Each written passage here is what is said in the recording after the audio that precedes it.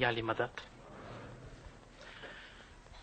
In the most holy and glorious name of a beloved Imam, the Lord of the age and time, Khudavandu Maulana Shah Karim al-Hussaini, places salawat. Allahumma salli ala Muhammad. My spiritual brothers and sisters, members of the Jamaat,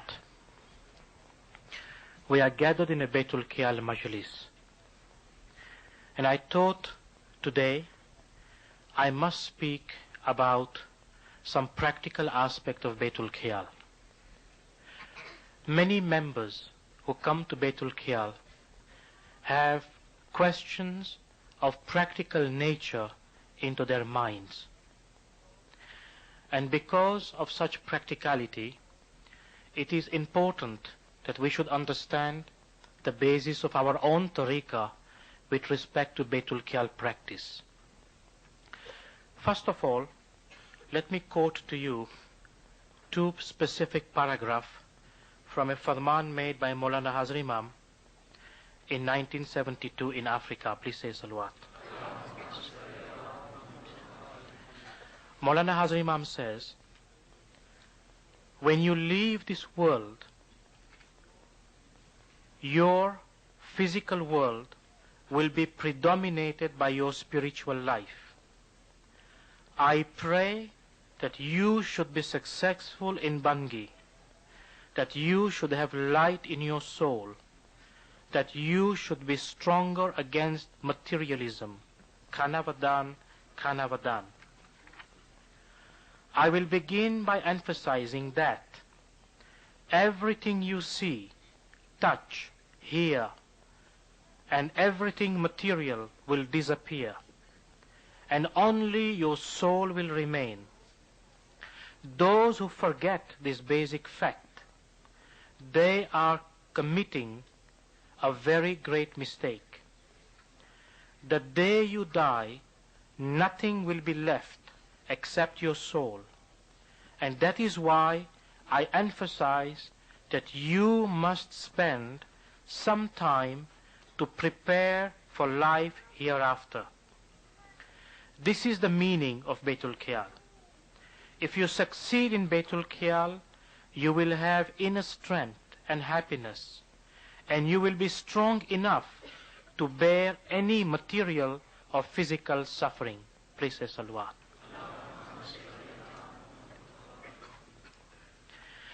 How wonderful and how lucky that we are that Imam is disclosing before us aspects of the soul, aspects of the mystery of life hereafter. And Imam says that I emphasize that you must spend some time in the development of your soul. Imam says the day you die, nothing will remain, absolutely nothing, except your soul. But Imam also says that if you succeed in Baitulkhayal, you will have this inner strength, you will have this happiness, and you will be strong enough to bear any material or physical suffering. What a great gift. What a wonderful power. Today, the majority of mankind on this planet, in this time and age, is struggling, confronting, to try to remove suffering from their hearts, from their minds, from their families, from society. Sometimes a whole nation is in the process of suffering. And yet, mankind does not learn the lesson that we are here on this earth only for a limited period of time. Consider the life of a human being. If you think as a human being that we live, let us say, for 75 years, and every day of our life we sleep 8 hours, that is 1/3 of the day we spend in bed. That means over 75 years of life, you have spent 25 years sleeping. The remaining 50 years that remains, You have spent 25 years growing up, and the remaining 25 years you spend struggling in the existence of the material world and the material life, only to realize that all of this materialism is something that will remain here and nothing of it is coming with us. What then is the purpose of life? You prepare yourself for 25 years to struggle for the following 25 years. And 25 years we spend in bed. Perhaps more because of sickness, disease. In young age, children sleep sometimes for 12, 14, 18 hours. So we spend more. What time is left in the material world to prepare ourselves for the life hereafter has been very limited. Yet Imam, out of his divine grace, Imam, out of his divine mercy, shows us the path. He shows us the tariqah, that this is the way you practice Bangi. This is the way you practice Baitulkhayal. By doing X, Y, Z things, you can liberate your soul. Because Imam tells us from today, this is the only thing that will remain. The only thing. So you ask yourself this question. How then is our Bangi practiced? And let me today answer it in very clear terms. In our tariqah, members of the Jamaat, Imam does not prescribe any specific sitting position. Imam does not prescribe any specific methodology. Sometimes people come and ask, should we join yoga classes? Should we learn how to breathe? Should we learn XYZ techniques or method?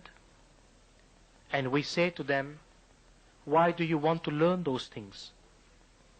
If you are learning because of physical exercise, if you do yoga to improve your physique, it is a different matter.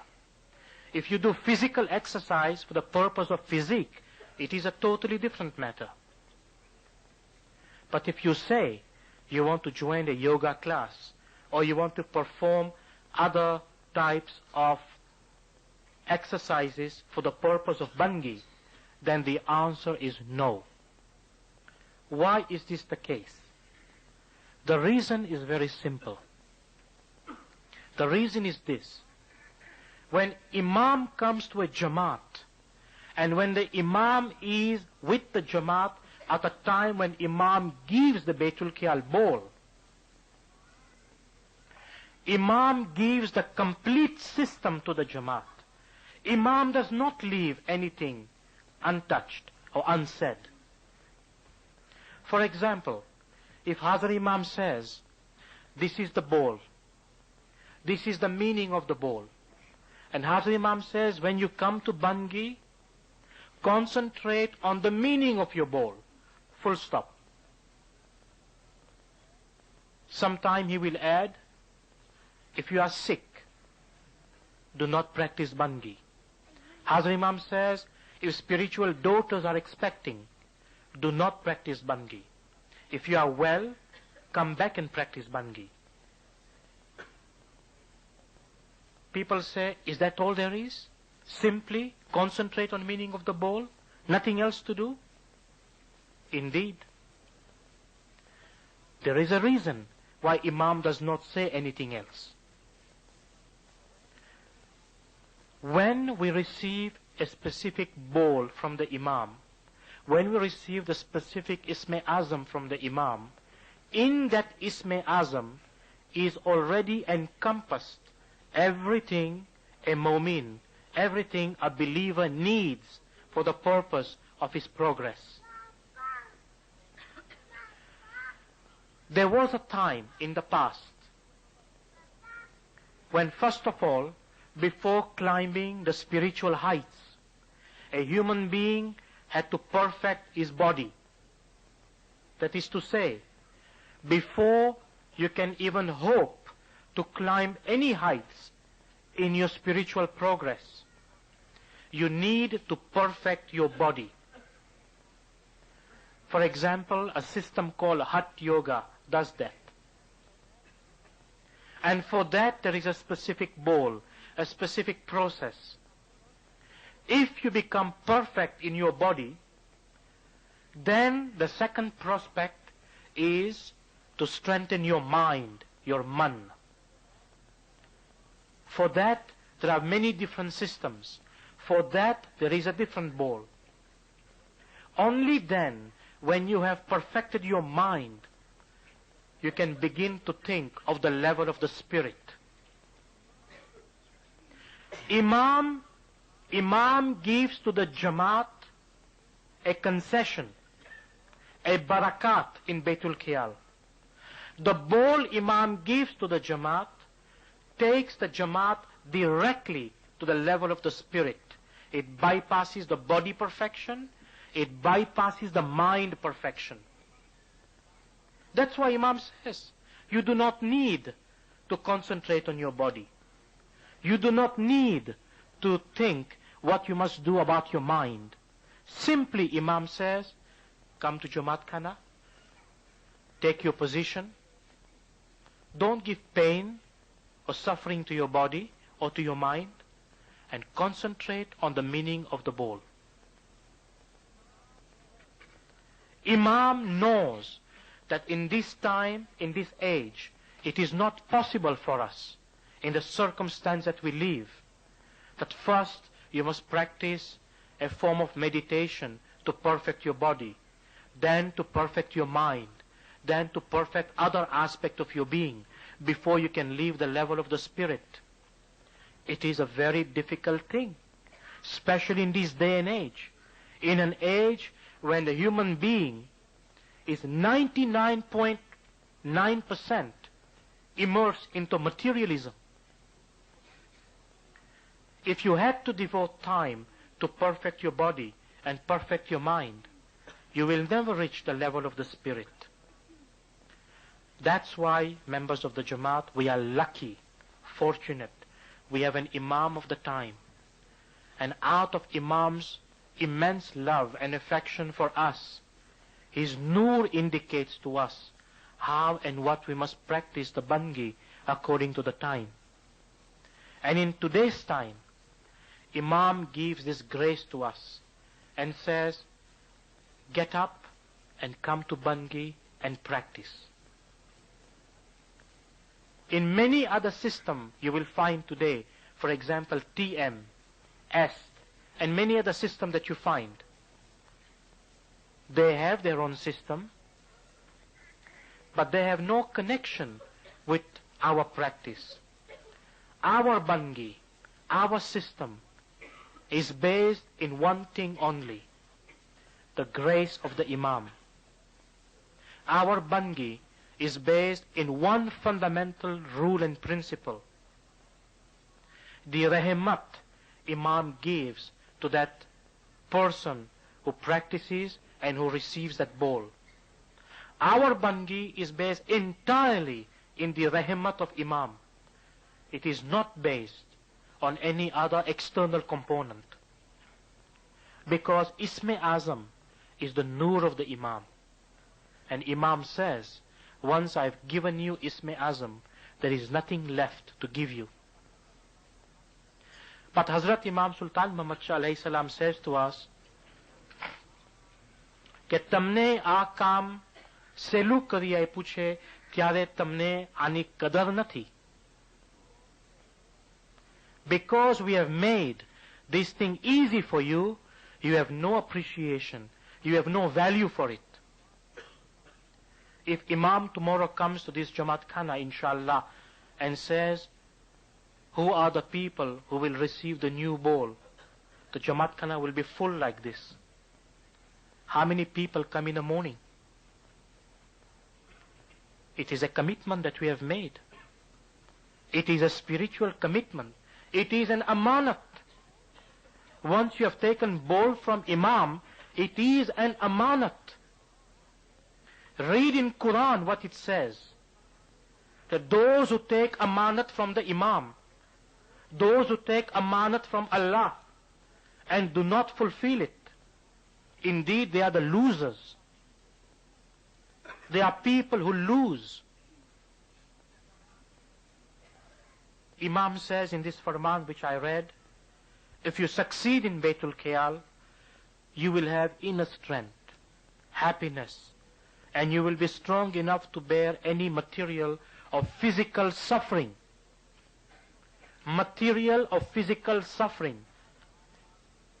Now I ask you, members of the Jamaat, particularly those who made a commitment to the Imam, is it a difficult thing that Imam has asked of you to give 1 hour of your time in 24 hours for the practice of this bangi, to relieve you of your physical and material suffering?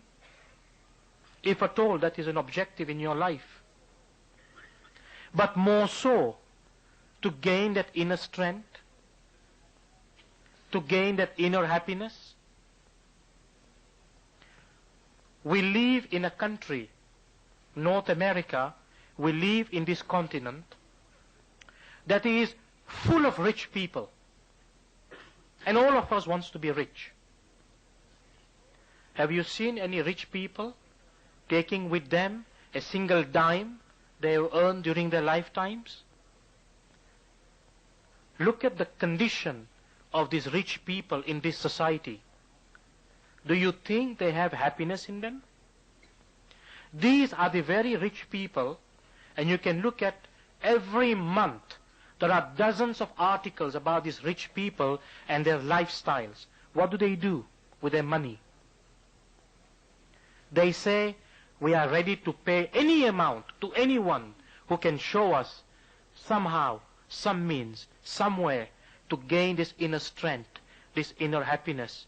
We have all the wealth of the world, but they realize this is not all. There must be something more to life than just a dollar value. Imam says to us, if you succeed in Baitulkhayal, it will remove, it will protect you from this materialism and remove material suffering. When a human being is without suffering, for him, he has earned the wealth of the world. Think about it. A Greek philosopher, 2,500 years ago, put it in 3 sentences. He says, a human being is born crying, he lives complaining, and he dies disappointed. That is the history of the human being. As soon as he's born, he cries. And throughout his life, he's shown how to fight and struggle and complain to get more and more and more, only to realize everything must be left behind and you leave this world disappointed. There is a beautiful verse in the Quran which can be interpreted in different ways. It says, when a person dies and is brought before God, and God says, now I'm going to open your books to see what kind of deeds did you do, and he says to God, please, allow me to go back. This time I promise I will do the things that I'm supposed to do. And Quran says that Allah tells him, no, he says, you are a liar. Every time you have gone back, you've come back with the same excuse. Is this our fate? Is this our objective? Why Quran mentions such things? Because it has something of significance to tell us about our daily life, our daily working. So members of the Jamaat, as a first point to you, this is some aspect of our foundation. How Imam gives us that grace and that mercy for us to realize that we must spend some time for the improvement of our soul. We cannot simply think and simply take our life for granted, because no human being has been exempt from death, and death is imminent. And when it will come, we do not know. Only He knows when it will come, where it will happen, when it will happen, how it will happen. Only He knows. We do not know. So we cannot take this life for granted. On a more practical note, many members of the Jamaat sometimes ask question and say, we like to come to Baitulkhayal, we like to practice Bangi, but we have one fundamental problem, and that is we cannot concentrate. They say concentration is a problem. We have great difficulty focusing in our ball. What is the solution? Solution, members of the Jamaat, is to some extent very clear. The question is, to what extent are we willing to put that solution into practice? The first thing is this. The first thing is this. When people say, when someone says, I can't concentrate, that's not true. If you think about it carefully, you will notice that your mind is always concentrating on something else. It may not be concentrating on what you want to concentrate, but it is concentrating on something else. So you don't have a problem of concentration. Your mind is concentrating, but you are not able to focus your mind or concentrate on what you want to concentrate. Therefore, you have no problem in concentration. But the problem is how to bring your concentration to what you want. And if you are coming to Baitulkhayal, then obviously you will want to concentrate on your ball, on your Ism-e-Azam. Or if you don't have ball, on whatever word that you are using for the purpose. How is, first of all, concentration defined? That's the first thing to know. How do we define concentration? What makes a person achieve that state of concentration that is required in Baitulkhayal? The criteria is, members of the Jamaat, very simply, there must be purification of the heart, which gives concentration, and purification of the heart is obtained through unselfish action. I will explain in a moment. But if concentration is a problem for you, then begin to think about this procedure. Purification of the heart. And to obtain that purification, you must involve yourself into unselfish action. When concentration is obtained, then the actions that you perform are the actions that you perform for the good of others. Attainment of this concentration means freedom from attachment of these sense objects. It means releasing yourself, renouncing things which perturbs your mind. In our Ginans, our peers have explained this thing very clearly. Our peer says there are 5 most dangerous passions of the mind. Any one of these will either destroy or simply will not allow your mind to be in peace. In Ginan, Peer calls it Panch Bhu: Kam, Krodh, Lobh, Moh and Mad. These 5 passions of the mind, if they are not controlled, they will remain as a disturbing factor no matter what you do, because they are precisely that, disruptors of the mind. The first one, calm, is simply defined as lust. We unfortunately live in a society where humankind today have lost many controls of their good senses. And this society that we live in is heavily involved in lustful passions. For example, the degradation of the male and female form in this society, abnormal desires, heavy consumption of drugs, alcohol, tobacco, heavy consumption of forbidden type of foods and things like that. They are all part of creating the first quality negatively, calm, lust. Sometime when I tell people that by consuming the wrong type of food, you can also create excitation of your mind. And until some years, people doubted these things. They said, how can it be?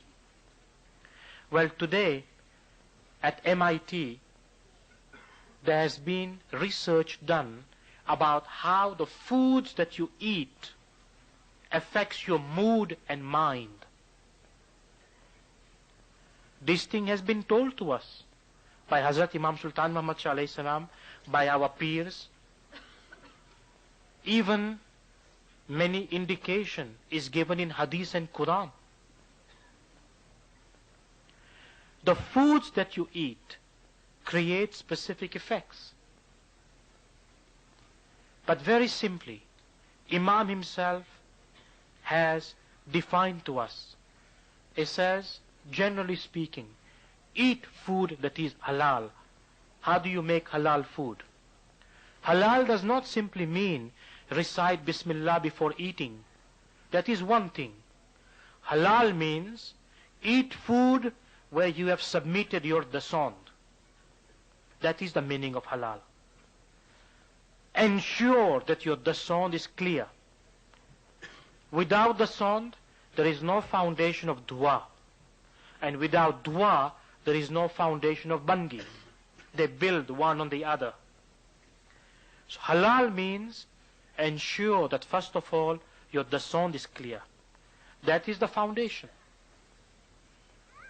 The second quality, that of krodh. Krodh simply means anger, which is definitely one of the 5 destructive actions of the mind. Fury, slander, evil gossip, backbiting, profanity, fault-finding, jealousy, malice, impatience, resentment, destructive criticism, ill will. All these things which permeates our daily life are under the category of krodh. You say something ill about somebody, you think you've said it. Not only that, the vibration you brought out of your mouth remains around you. And at the time you least expect, they will hit you back. They will disturb your mind. They will cause perturbation. All these negative qualities brings the mind out of focus. The third quality, lobh, greed, lying, hypocrisy, perjury, misrepresentation, bribery, miserliness. All this is the category of greed. And sometimes, due to circumstances out of our control, we sometimes are victimized with something like that.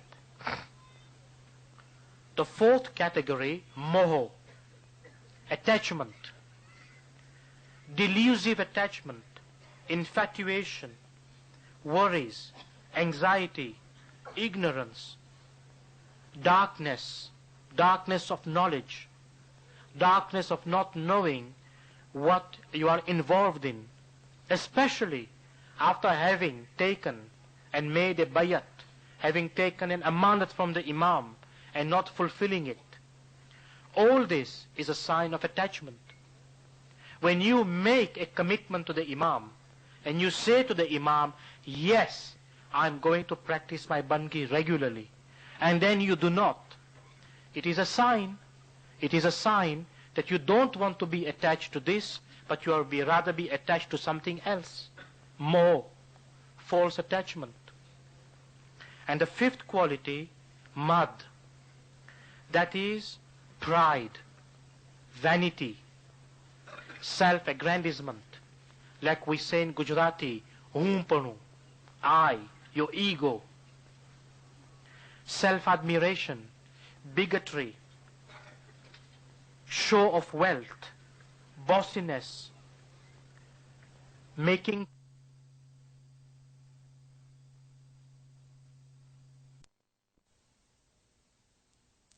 krodh, lobh, moh and mad. These panch bhu, these 5 passions of the mind, if any one of these exists, and more so if they exist in combination, you are in real deep trouble. Because unless you remove these, it is very difficult for you to achieve that state of concentration. And that is one of the reasons that people are not able to concentrate in bangi. You think about it. Say to yourself, how many of these, even one, if it is present? So you will ask, what is the solution? Before I give the solution, which is also given, many scriptures talk about this idea of attachment in the material world. Why, for example, we have been told to detach ourselves from material possession? And let me explain. Detachment does not mean not having. There is a difference between what a human being wants and what a human being needs. Think about that too. Ask yourself, what is it that I really need? And what are my wants and desires?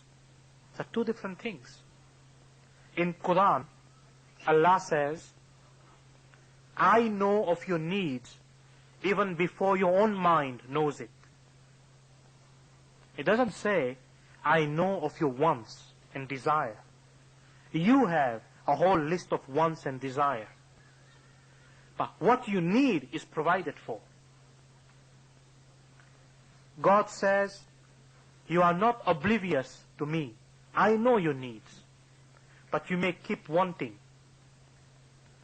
Make a differentiation.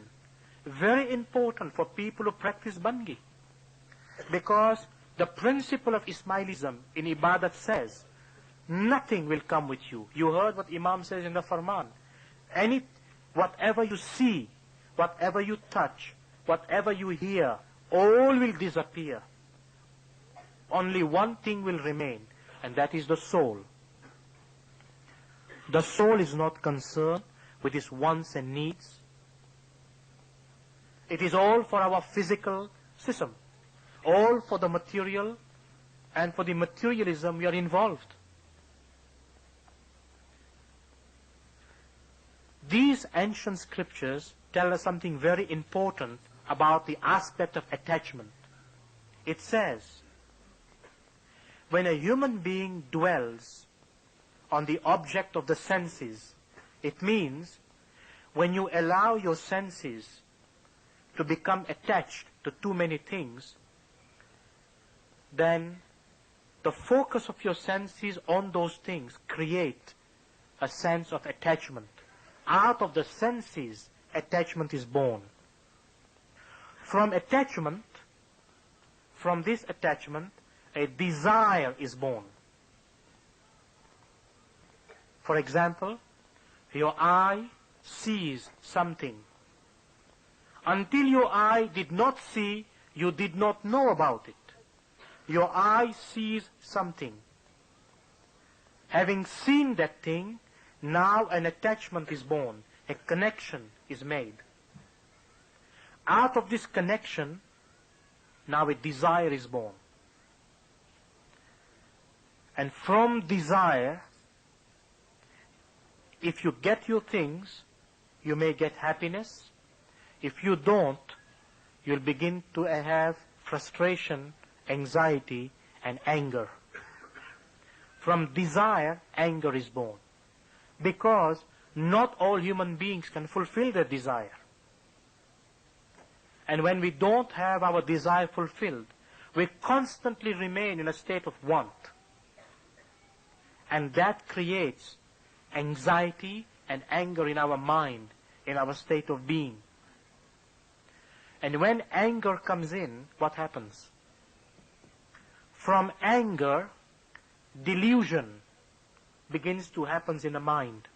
Confusion, mixing up the reality of what is this thing that I want, and do I really need it? Delusion takes place. And when delusion takes root in the mind, your mind begins to waver.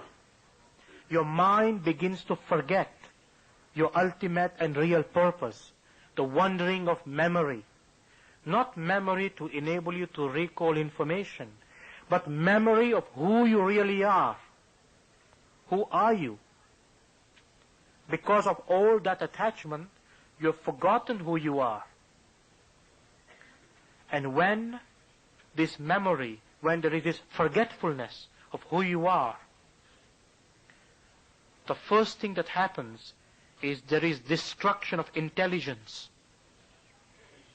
You know, Maulana Hazrat Imam says to us that our tariqah predicates the search for enlightenment based on the human intellect. What happens when that intellect is disturbed? You will not perform the search.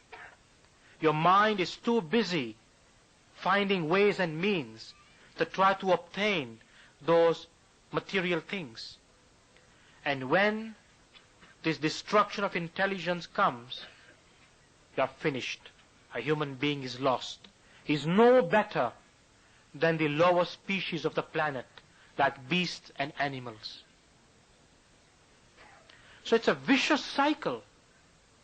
It's a dangerous thing to plant in your mind these negative qualities. Why Imam says to us, come to Jamaat Khana regularly? For this reason, that we may be reminded daily to remove those impurities. When you come before the path of Mukhi Kamariya Sahib, Mukhiani Kamariani Sahibas, and perform dua, Tobo, Tobo, Taksidar, Bando, Sirta, Pa, Gunega. You are saying, Tobo, Tobo, Taksidar, I repent, I repent. Bando, Sirta, Pa. All the mistakes I have performed from head to toe. What is the meaning of head to toe? The mistakes you perform by the use of your senses. Your eyes, your ears, your tongue, your hands. Every day we require that purification. And when we are purified from that, it leaves our mind free of that burden. That is the barakat of Jamaat Khana. Nobody can give that forgiveness outside. It happens only here, in this house. But more than that, your niyat, your murad is being fulfilled. Your intention, because Mukhi Kamariya Sahib says, niyat, murad, kabul kare, khana vadan. What is your niyat? What is your intention at that moment? What are your desire? What are your needs at that time? They get fulfilled there. Hence Allah says in Quran, I know of your needs even before you do. In this sense, there is a connection between this whole process of purification and coming to Jamaat Khana. This is the place where the soul gets cleansed every day. Like every day we take a shower, a bath and so on to cleanse ourselves physically. Every day this is the place to cleanse our mind. And when that does not happen, it accumulates like dirt. The heart, the mirror of the heart becomes rusty. And then light does not reflect. And then these 5 enemies, lobe, more in mud, in one form or the other, they keep attacking us. And then you say to yourself, now I want to get up and come to Baitulkhayal. How can you come? How? When the mind is full of impurities, full of attacks, full of instability, you will obviously be discouraged. You know, members of the Jamaat, it is for this reason, Imam says, Baitulkhayal is a difficult matter. It's not getting up at 4 o'clock that is very difficult. If you had a job to earn a living at 4 o'clock, you'll be up at 3 o'clock every day. And many people do that. Many people work night shift. They come home at 3 and 4 o'clock in the morning. So that's not a problem. The human system can get used to that. The difficulty is this. How do you bring these things under control? So in our tariqah, there are 5 enemies, 5 ingredients are given. Sat, saburi, kamiya, zikr, and iman. Instead of thinking of kam, krodh, lob, moh and mud, every day ask yourself, where are these 5 penicillin? Where are these 5 antibiotics against these 5 enemies? Sat. Sat means truth. Anyone who follows the faith of the Imam of the time, one who says, I am a mu'min, he is not afraid of the world outside. You know why? Imam himself says that your love for the descendant of Ali and Nabi should be even stronger than that of your own family, parents, or anything outside. And Imam says, those who love the descendants of Ali and Nabi, they have no fear in this world. They have no fear in this world. How can you have fear? How can you have fear when it is the nur of Ali that controls everything? And it gives you its protection. That is a challenge of our faith. Sat, the first ingredient. Those who follow the tariqah and those who have that affection for the Imam of the time and those who understand this aspect, they never lie in their life. No, they'll say, we will take the beating. We will be perhaps disappointed, but we will not lie. We will remain firm and truthful because we are the followers of the Imam. And that is our quality. Sat. Saburi. Saburi means patience. Patience. In this world of rapid changes, in this world of turmoil, in this world of anxiety and pressure, all these things ultimately kills us. But patience is the remedy. Patience. How is patience connected? Patience is connected with kamiya, tolerance. When your tolerance threshold is very low, you will find you will have no patience. And when you have no patience, you are very likely to do things that are untrue. So sat will not be there. Truth generates because you have the strength to be tolerant and the strength to be patient. But then you say, how do I get the strength to be tolerant? How do I get the strength to be patient? Sat, saburi, kamiya, zikr. Zikr. Remembrance. remembrance. Remember every moment you can. Sutte, bete, ra chalanta, sahibji ko naam lijiye. In the Quran it says the same thing. Sitting, standing, prostrating. Take the name of your Lord, of your Creator. Sutte, bete, ra chalanta, sahibji ko naam lijiye. Is this not what Imam has prescribed for us? In 1986 visit, Maulana Hazrat Imam said that, let the man keep a tasbih in their pockets. Let the ladies keep a tasbih in their bags.